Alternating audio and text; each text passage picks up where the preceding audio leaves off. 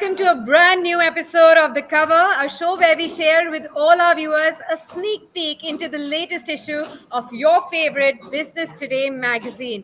Joining in are a whole host of panelists with me, all the experts from the magazine. I have with me Alokesh Bhattacharyya, Managing Editor, Business Today magazine, Krishna Gopalan, he also joins in, Deputy Editor of the Business Today magazine, and also Prerna Lidhoo, who's covered the cover story this time around in this latest issue. She's a special correspondent.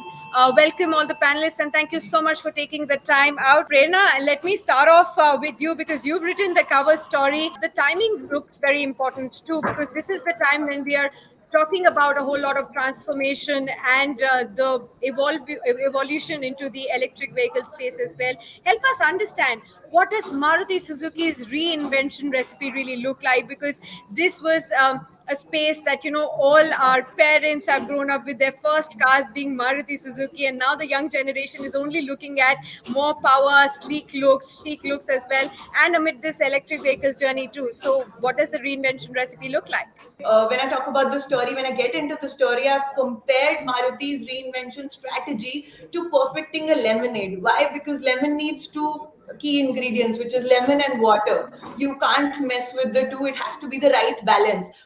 Similarly, Maruti has to have the right balance now for its entry level customers, the core customer, which is it has been targeting for years. Like you said, it has been our first car. That nostalgia element of it has to stay true to its core customer base. And second, now the fastest growing segment, which is the SUV segment, it has to cater to the young millennial audience. And I think Maruti's strategy is very practical, I would say, because in next 10 years, the EV projections say that the market is going to be 8 to 10%.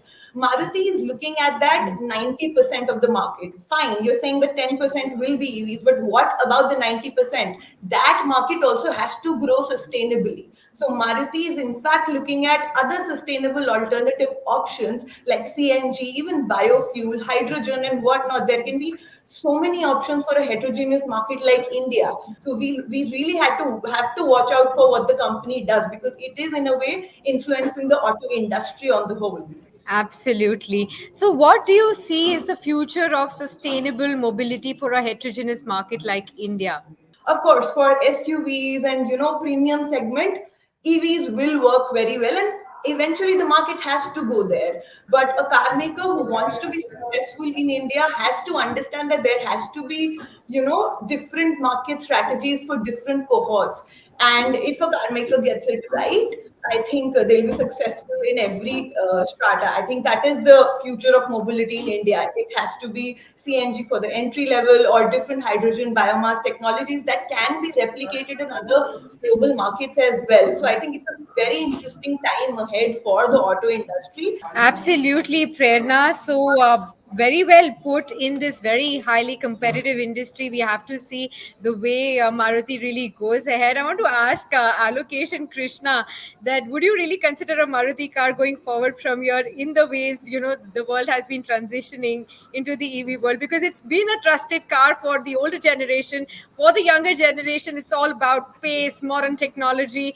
It's very, very important. So I want to understand both of you. Would you really pick a Maruti car over others? Well, I don't have a car for one thing, so I'm a little unqualified to answer that. But I think I like the transformation within the company. I like the idea that there is a sincere attempt to do something different. So from a buyer's point of view, I think there's certainly more than one compelling reason to take a good close look at one. I've always had a Maruti car for the last 20 years or so. They make cars with one very clear notion that whether the car is for the lower strata, the entry level car, or whether it's a higher premium car like a Baleno, it has to have the best mileage in its class. It is going to be very difficult for anybody to take too much of market share from Maruti, going ahead, despite whatever their fuel strategy is. Let's move on to the other, big stories that we've covered in the latest issue, especially Krishna. I'll come to you. Help us understand the key rationale for the merger of the three Sriram entities to form Sriram Finance now. See, fundamentally, the group, in terms of a business model, was reaching out to those individuals whom they call unbanked. So the banks probably thought they were not good enough or not reasonable enough of being creditworthy. So the business model to that extent is very simple. Sriram would raise money from the banks, lend it to the borrowers who had not such a great track record, and make money by way of the differential rate of interest. It started off with commercial vehicles. There's a huge market for that and for used commercial vehicles. And slowly they spread their tentacles into the city union finance business, which is you could go to them for a personal loan, could be education, somebody getting married in the family, or SMEs. What they realize, by way which is most interesting, is that the person who owns a truck is also in need of an education loan for his son, or it's possible that somebody in his family owns an SME and he would need a large amount for that SME. So, as opposed to having two separate companies, they say the best way to do it is have a high level of synergy, get in one customer executive to speak to that particular individual and service all his debt requirements. So, which means more than just a cost synergy, it means you have greater visibility over the customer. You grow with the customer, so you'll have just one-stop shop. You walk in and you decide what your debt requirement is, and the company will take care of that. Could you help me understand why is Sriram Group so bullish on the insurance businesses? Exactly for the same reason, because if you have an existing customer base, the ability for me to go out and sell one more financial product is that much greater.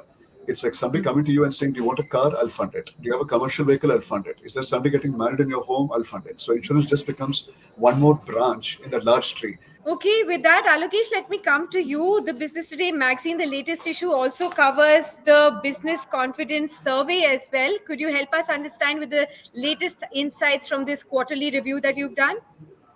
This is one of the most interesting, quarterly insights that you got this time compared to whatever you got elsewhere. See, I started this story writing that suppose you're a business person and you imagine that you're walking on a bed of burning coal, Okay. right? Or you're walking on a very thin sheet of ice.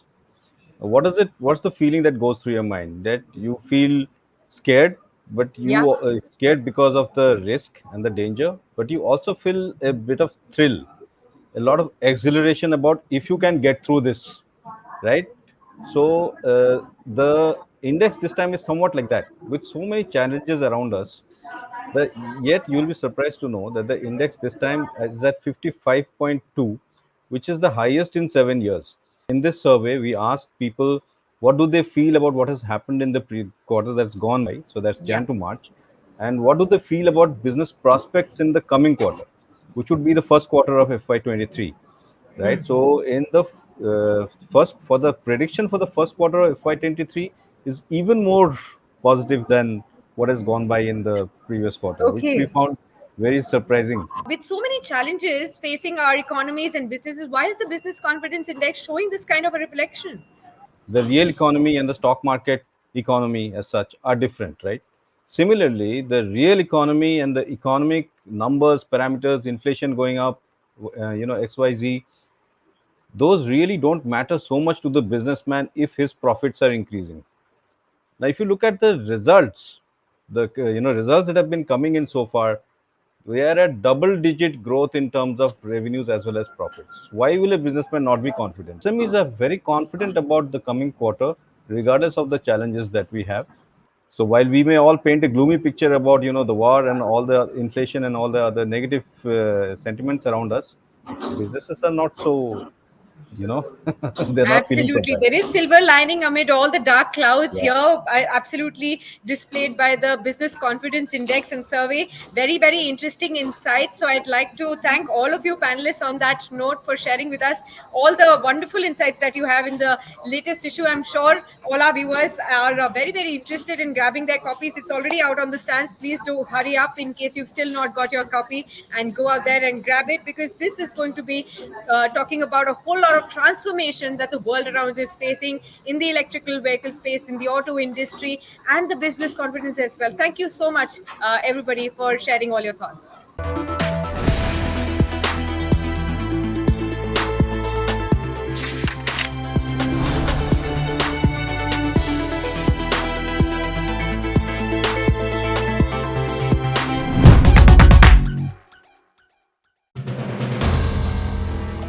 If you like the video, do like, comment, share and subscribe.